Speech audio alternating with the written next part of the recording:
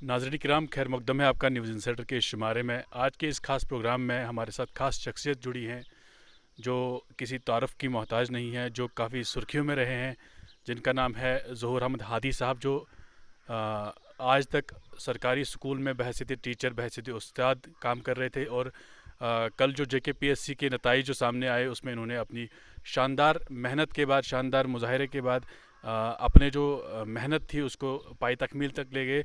आज हमने सोचा गनीमत जाना कि इनसे बात करेंगे इनकी जर्नी के हवाले से, ताकि जितने भी हमारे बाकी यूथ हैं जिनका इस मामले की तरफ, इस JKPSC या बाकी सर्विस सिलेक्शन बोर्ड की तरफ से उनको उनको रागिब किया जाता है, तो उनके लिए इंस्पिरेशन है या कोई ऐसी चीज़ें मिलेंगी हमें जिससे उनके ट्रैक को चलने में आसानी होगी। बिल्कुल सर, सबसे पहले हम तहे दिल से आपका शुक्रिया करते हैं कि आपने कीमती टाइम हमारे लिए निकाला, और इंसाइडर की तरफ से भी आपको काफ़ी सारी मुबारकबाद। Thank you very much. आप यहाँ पर आए और अपनी मुबारकबाद दी, आपका भी मैं तहे दिल से शुक्रिया अदा करता हूँ। क्योंकि you are not an inspiration only for the unemployed sector of Jammu and Kashmir, you are also an inspiration for the educated sector. क्योंकि आजकल अगर देखा जाता है, जो लोग बेरोज़गार हैं उनको उनकी लाइफ में काफ़ी ज़्यादा स्ट्रगल, परेशानियां होती हैं, प्रॉब्लम्स होती हैं, कुछ ड्रग्स करते हैं क्योंकि परेशानियों से बहुत ज़्यादा उलझे हुए होते हैं। क्योंकि आप एक तो बहैसियत टीचर भी अपने फ़राइज़ काफ़ी अंजाम निभा रहे थे, और साथ साथ में आपने पढ़ाई भी की। बहुत बड़ी स्ट्रगल है, अपने आप में एक बहुत बड़ी बात है। हमें हमारे नाज़रीन तक आप अपनी इस जर्नी के बारे में हमें तफसीलन बताएं। My journey started in way back in 2018, जो जहाँ से मैंने प्रिपरेशन स्टार्ट करी थी पहले ही। तो उस दौरान आई appeared for the first time, but I couldn't meet it. I missed my selection by 3 marks and again missed by 9 marks.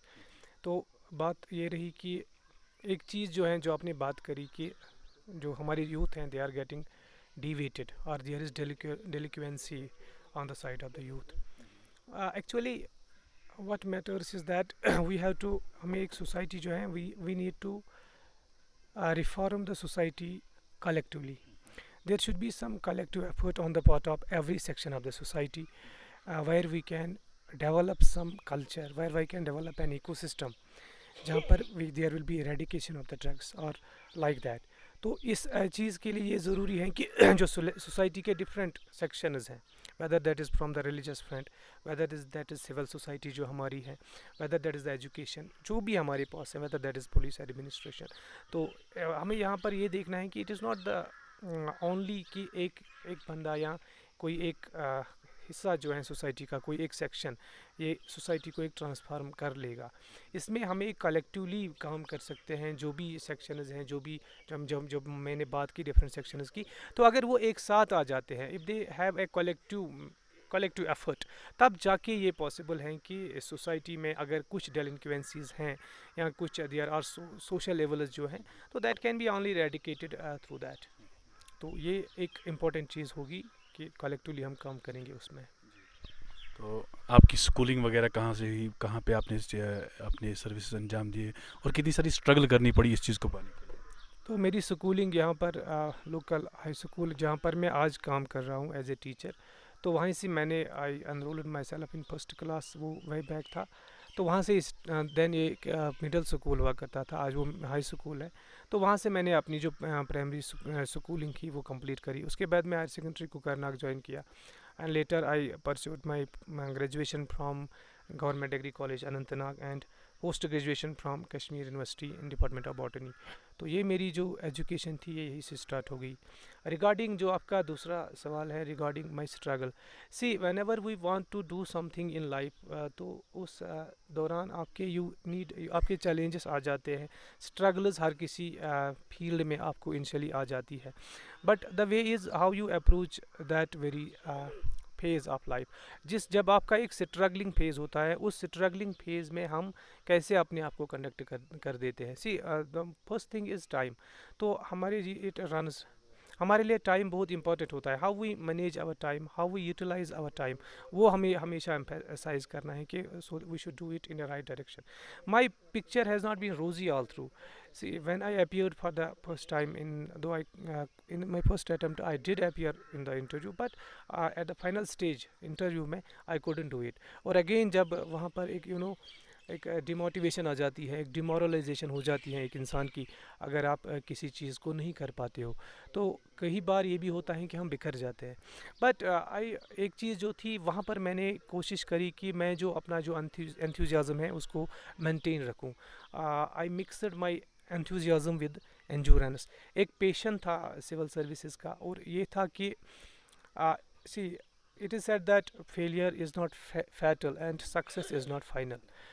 What matters is that we have to keep our efforts continue. तो वो मैंने कोशिश करी कि मैं efforts को continue करूँ, कोशिश करूँ कि to give it 100%. If whatever mistakes or whatever were the shortcomings, what were the bottlenecks in my previous attempts, मैंने कोशिश करी कि I would rectify them. And तभी जाके when we consistently, देखिए, it is said that the first stroke of A hammer is equally important at the last stroke. देखिए, अगर हम पत्थर को पहले जब हथौड़े से मारते हैं वो उससे नहीं टूटता, वो आखिरी वाले से, लेकिन वो फर्स्ट जो हम जो मारते हैं ना, first strike, that is equally important. तो वो चीज़ थी हमेशा कि अगर ये दो इट स्टार्टेड इन 2018, वहाँ से कंटिन्यूसली मैंने कोशिश करी, हमेशा मैं इसी चीज़ में रहा. आई स्टेड फोकस्ड, वो सबसे इम्पॉर्टेंट है. आई स्टेड, मैंने कंसिस्टेंसी मेंटेन करने की कोशिश की कि मैं इस चीज़ के लिए अपने आप को कंसिस्टेंट रखूं, अपनी परसिस्टेंस डेवलप करूं उस चीज़ में. तो फाइनली माशाल्लाह अल्हम्दुलिल्लाह कि अल्लाह ताला ने इस बार कामयाबी अता करी. तो क्या आपका फाइनल KSE का या और कोई टारगेट जैसे कि IAS वगैरह? See, for now, see, we should look for the present, whatever we are doing. अभी for now my whole जो focus है, that is what I am doing now. और अभी जो है ये है, I want to enjoy this very moment and see it is not how we plan our life. It is whatever destiny is, finally we will be there. तो ये ज़रूरी चीज़ है कि फ़िलहाल जो अगर इस पल जो हैं उसी पल को जीना चाहता हूँ मैं फ़िलहाल. लेकिन क्या आपके एफर्ट्स आज के बाद स्टार्ट होंगे IAS के लिए? That is what I am telling you, that see, I am somebody who does not plan too far and too up. तो फ़िलहाल जो है I want to live in this moment and whatever would be the next step that will वो time बता देगा. अच्छा, social life का क्या हिसाब किताब रहा है आपकी ज़िंदगी में? आप ज़्यादा सोशेबल रहे हैं? क्योंकि अक्सर देखा गया है कि जितने भी अफसरान होते हैं या जो क्वालिफाई करते हैं बड़े बड़े एग्ज़ाम्स, वो ज़्यादा सोशल लाइफ से तब तक कट रहते हैं. हाँ, उसके बाद उनका सोशल लाइफ के साथ मिलना जुलना होता है. आप अपना बताएं जरा. देखिए, I was very active on the social media even I am today. वो बात कभी नहीं रही कि मैं सोशल मीडिया से, पहले मैं सोशल मीडिया की बात करूं कि सोशल मीडिया से मैं कभी डिस्कनेक्टेड रहा ही नहीं. वो था कि मैं हमेशा सोशल मीडिया पे जो भी है, whether it is Facebook, whether it is जो भी है, मतलब सोशल मीडिया पे जो भी चीज़ें हैं, तो I was always active on social media. वो एक बात हुई. दूसरी रही कि सोशल लाइफ जो है हमारी, तो उसमें क्या है कि देखिए, मैं एक प्रोफेशनली एक टीचर हूँ, तो वहाँ पर क्या था कि फ़र्स्ट थिंग जो मेरे लिए सबसे बड़ी बात थी वो थी कि I have to strike a right balance between my studies and my this studies and my profession. तो वो सबसे बड़ी इंपॉर्टेंट बात थी. तो वहाँ पर एक चीज़ है कि जो सोशल लाइफ है, interaction with the people, interaction with the friends, interaction with the relatives, वो थोड़ी बहुत डिस्टर्ब हो जाती है टू ए लार्ज एक्सटेंट. क्योंकि अगर आप दिन में आप काम करते हो, you are in a school, और जहाँ भी आपका काम होगा, तो फिर आपको 6 या 7 घंटे ही मिलते हैं थ्रू आउट द डे.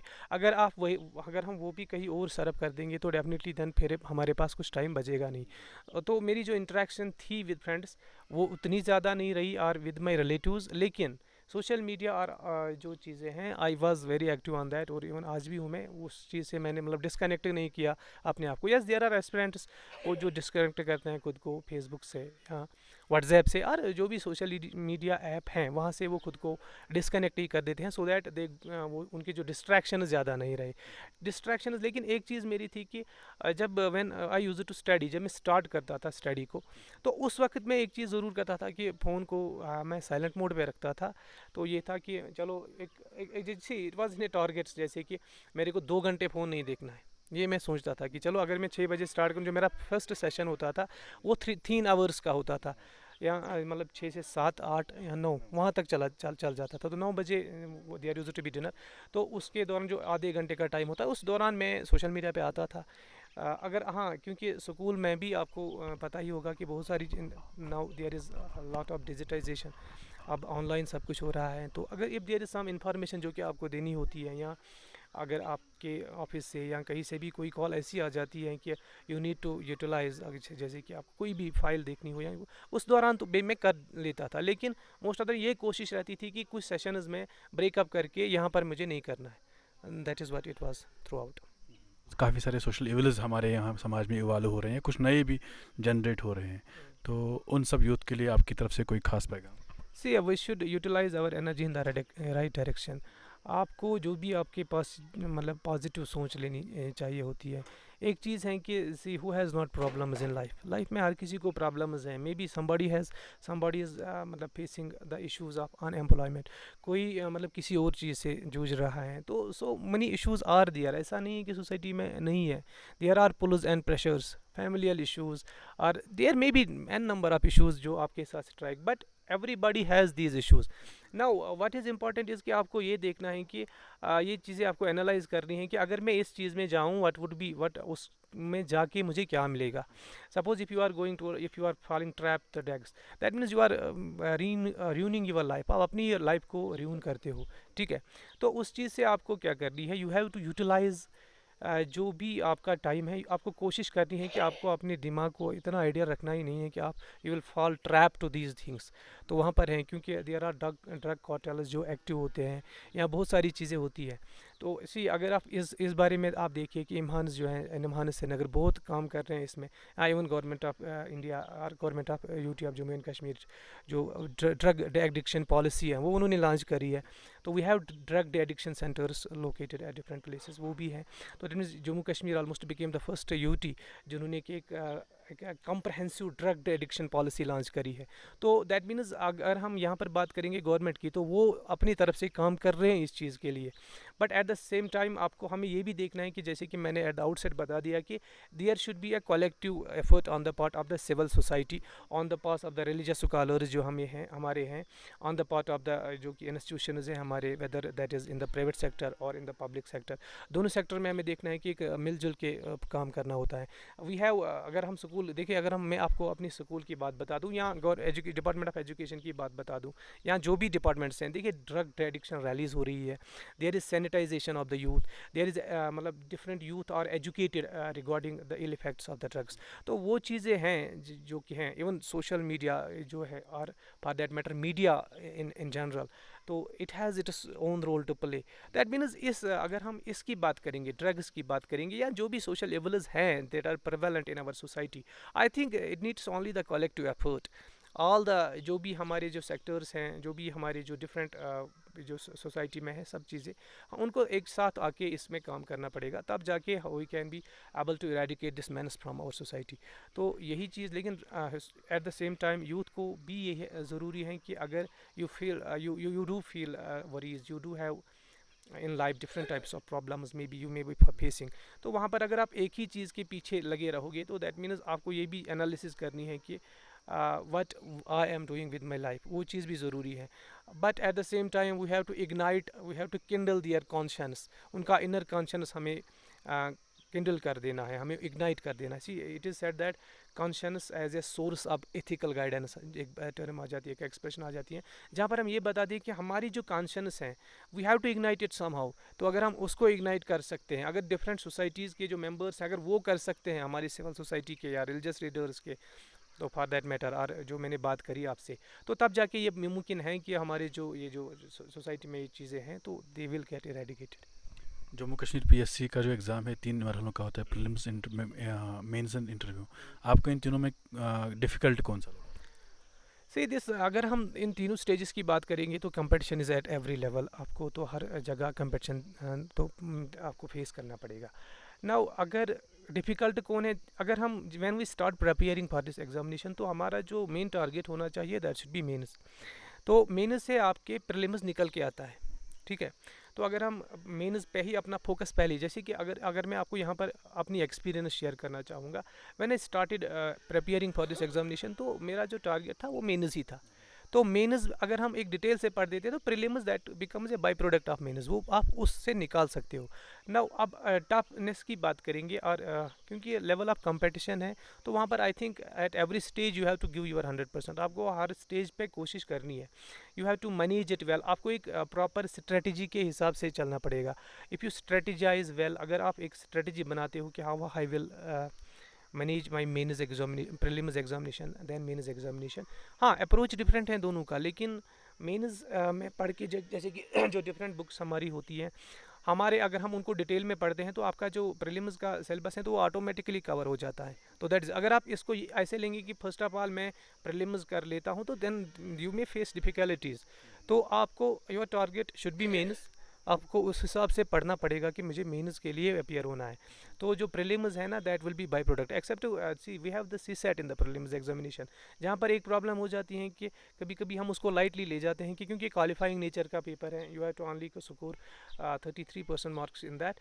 तो लेकिन उसमें कंप्रहेंशन जो या एप्टीट्यूड होता है तो कई बार हम उसको बहुत आसानी से हल्के में ले देते हैं, तो उससे कभी कभी दैट समटाइम्स बैक फायर्स, वो काउंटर प्रोडक्टिव हो जाता है हमारे लिए। तो उस बार भी तो so we have to, that is what matters कि हमें जो तीनों stages of the examination we have to be committed at every stage. आप कभी भी ये नहीं बता सकते हैं कि एक कंप्लेसेंसी अगर आप में कभी भी आती है तो I think that would do more harm to you than good. वो चीज़ है कि एट एवरी स्टेज आपको स्ट्रगल करना है, you have to outcompete the students. Actually it is not about your score, it is about the score of others as well. You have to take an edge over them.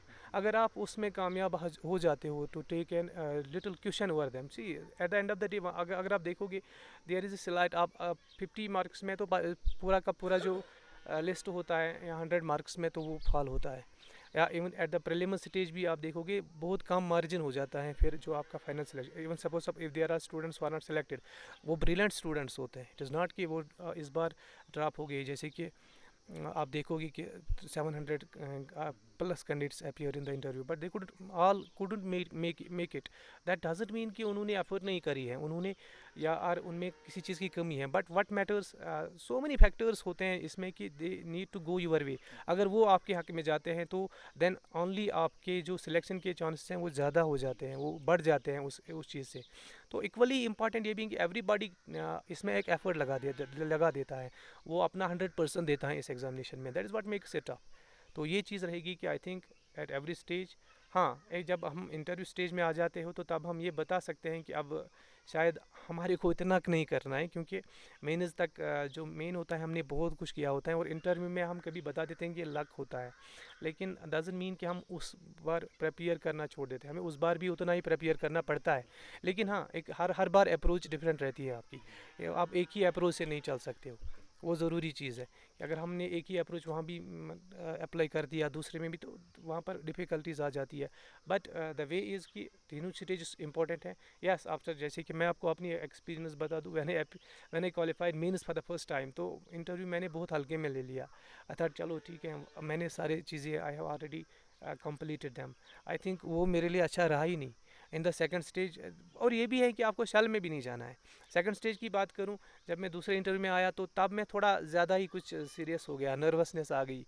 तो क्योंकि nervousness इसलिए आ गई कि मैंने जो पहला attempt था उस बार इंटरव्यू को थोड़ा इतना सीरियसली नहीं लिया था। जब दूसरी बार आया तो उसे एक चीज़ हो गई कि अब ज़्यादा सीरियस हो गया, तो दैट मीन्स वो बैलेंस नहीं हो पाई मेरी। तो इस बार जो था तीसरे में, तो आई थॉट कि एक बैलेंस ज़रूरी है। You have to stay calm, you have to maintain your composure, वो चीज़ें हैं। यू हैव टू मतलब एक कॉन्फिडेंस आप में ज़रूरी होना चाहिए। Eight the end of the day अगर आप इंटरव्यू पैनल के सामने बैठते हो, मतलब whoever tons of experience, they have expertise in different fields, different knowledge domains, तो वहाँ पर आप अपने आप को कैसे कंडक्ट, इट इज़ नॉट कि हम ये भी नहीं है कि I am knowing everything, nobody is knowing everything. देखिए इस एग्जामिनेशन में आप नहीं कर सकते हो कि आप हर कोई चीज़, मतलब आपको हर किसी चीज़ की नॉलेज होगी, नहीं होगी आपको हर चीज़ की नॉलेज, तो कुछ चीज़ें रह जाती है। बट नाउ उसके बाद see there are questions asked in the interview, you can't answer all of them, कुछ चीज़ें हो जाती है, but you have to maintain that integrity in yourself, you have to stay honest, whatever you know you have to, you should only utter that, not anything else. तो ये चीज़ें, इन चीज़ों को हमें बैलेंस करना। बट अगर हम इस चीज़ में चले जाते हैं, सिविल सर्विस में चले जाते हैं, but with the passage of time ये चीज़ें हमें आ जाती है।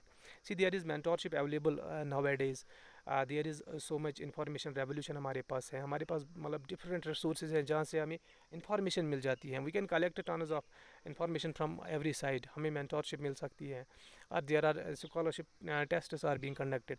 तो it depends upon if you are the only is important thing is that if you are commit, if your level of commitment is high, तो देयर आर अपॉर्चुनिटीज़, आपको opportunities मिल जाएगी, तो वो चीज़ ज़रूरी है।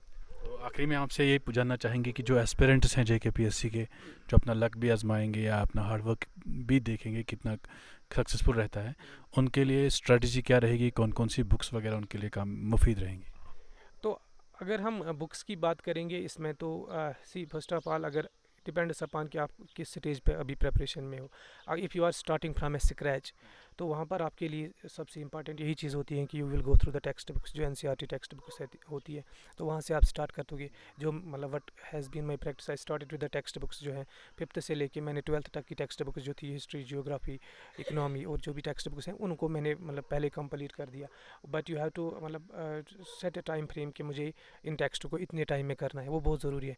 यहाँ पर एक चीज़ जो ज़रूरी है कि you have to set targets. अगर आपके पास कोई टेक्स्ट बुक है, आपको देने में जो 1 दिन में या 2 घंटे में जितना भी आपका, it depends upon your level of retention, your reading speed, वो चीज़ें होती हैं, हर किसी कैंडिडेट की अलग अलग होती है, तो अपने हिसाब से ये चीज़ ज़रूरी है। बट ये ज़रूरी है कि अगर आप टारगेट सेट करते हो कि उससे आपको एक फ़ायदा मिलता है कि आपको पता चलता है, you analyse your self eight the end of the day, कि आज दिन के लिए मैंने कितना मतलब कितना कुछ गेन किया है, तो वो चीज़ ज़रूरी होती है। तो फर्स्ट ऑफ ऑल ये जो टेक्स्ट बुक्स, उसके बाद जो स्टैंडर्ड बुक्स हैं जो इसकी हैं, जैसे कि हमें पॉलिटी की बात करेंगे तो लक्ष्मीकांत ही मैंने भी पढ़ी है। उसके बाद हम बात करेंगे हिस्ट्री की, तो स्पेक्ट्रम, मॉडर्न हिस्ट्री की बात करता हूँ, स्पेक्ट्रम की मैंने वहाँ से पढ़ी। आर्ट एंड कल्चर इसमें होता है, उसमें नितिन सिंघानिया मैंने पढ़ी थी। और इसी तरह इकोलॉजी के लिए शंकर IAS की बुक आ जाती है, तो वो मैंने पढ़ी। या इसी तरह अगर हम इकोनॉमी की बात करेंगे तो रमेश सिंह की बुक आ जाती है, वो मैंने पढ़ी। तो ये जो बुक्स हैं, ये मतलब इंपॉर्टेंट बुक्स इसमें आ जाती हैं, ये यही किताबें मैंने पढ़ी। इसके अलावा आपको you have to stay very मतलब अपडेटेड, वो बहुत ज़रूरी है कि आपका करंट अफेयर्स जो है, that all now it is that forms the Bible of this examination. आपको करंट अफेयर्स को किसी तरीके से भी मिस आप नहीं कर सकते हो। अगर हम इस टाइम की मेंस की भी बात करेंगे, तो आप अगर देखोगे तो most of the question which were asked in the examination, they were from the current part. Whatever is in the news, you have to collect all the relevant information regarding that. आपको कुछ भी पूछ सकते हैं, तो current affairs आप कहीं से भी वट एवर पेपर अवेलेबल आपके पास है, आज नेट पर सब अवेलेबल है। सपोज़ मैं हिंदू पढ़ता था, सब्सक्रिप्शन मैंने उसकी ली थी, तो मैं वो पढ़ता था, मतलब रेगुलरली वो पढ़ता था। एंड आल्सो अगर मुझे लगता था कि कोई चीज़ बहुत ज़्यादा न्यूज़ में है, तो उसके अलावा उसके मतलब रिगार्डिंग आ जाते हैं, जैसे कि मतलब वीडियोज़ आ जाते हैं, किसी ऐसी चैनल आप देख लो जो कि आपको लगता है कि ये जो चैनल है इस पर आपको अच्छा कंटेंट मिल रहा है। मतलब यूट्यूब पे हमारे पास हैं, नेशनल लेवल पे चैनल्स हैं, वो कर रहे हैं। सपोज़ यहाँ पर मैं आप बता दूँ, बायजूस IAS की बात करना चाहूँगा, क्योंकि वो हिंदू पेपर की डेली न्यूज़ एनालिसिस कर देते हैं, तो वो रेगुलर मेरा था कि उस पर मैं 1 घंटा दे ही देता था। और ये चीज़ जो था मैं स्कूल में कर देता था, क्योंकि मैं वीडियो अगर मुझे देखनी होती थी तो मैं वीडियो स्कूल में देखता था, इन माई जो मेरा वैकेंट पीरियड होता था, या इवन जो भी टाइम मुझे वहाँ पर मिल जाता था, उस दौरान मैं वो करता था। यूजुअली मैं स्कूल में नहीं पढ़ता था, वहाँ पर मैं मतलब अपने लिए नहीं पढ़ता था, वहाँ पर जो था वो स्कूल के लिए था। लेकिन एक चीज़ ही कि न्यूज़ पेपर का जो पार्ट था, वो मैं कोशिश करता था कि मैं वहाँ पर ही क्लियर कर दूँ। तो यहाँ पर मैं जो स्टैटिक पोर्शन होता था, उस स्टैटिक पोर्शन को मैं कंप्लीट करने की कोशिश करता था। और ये चीज़ थी कि मतलब एट द जब डिपेंड्स कि हम when we progress in preparation, तो आपकी जो चीज़ें चेंज हो जाती। अगर आपने स्टैटिक पूरा कंप्लीट कर लिया है, उसके बाद आप करंट के पीछे चले जाते हो, तो करंट में आपका ये चीज़ रहता है कि करंट आपको किसी भी हाथ। तो सर, हम तहे दिल से आपका बहुत बहुत शुक्रिया करते हैं, आपने अपना कीमती टाइम निकाला न्यूज़ सेंटर के लिए और हमारे सामाइन तक, हमारे नाजरीन तक अहम जानकारी पहुंचाई। तो नाजरीन, ये थे हमारे साथ केस ऑफिसर जनाब ज़हूर अहमद हादी साहब, जो वतनाड़ के रहने वाले हैं, जिन्होंने न सिर्फ अपने लिए एक मिसाल कायम की बल्कि बाकी यूथ के लिए भी, और न सिर्फ अनएम्प्लॉयड सेक्टर के लिए बल्कि एम्प्लॉयड सेक्टर के लिए भी, जो बहुत सारी परेशानियों दुश्वारियों का सामना करते हैं, उसके बाद भी, क्योंकि इनके ऊपर भी ये सब चीज़ें थी, मतलब परेशानियाँ थी, सोशल लाइफ का प्रेशर था, फैमिली लाइफ का प्रेशर था, प्रोफेशनल का था, लेकिन उसके बाद भी इन्होंने करके दिखाया। तो इनको हम फिर से एक बार तहे दिल से शुक्रिया अदा करते हैं। तो मैं चाहता हूँ कि हमारे सोसाइटी के लिए एक रोल मॉडल बने। फ़िलहाल इस नशस्त में इतना ही, दीजिए हमें इजाज़त। अल्लाह निगहबान।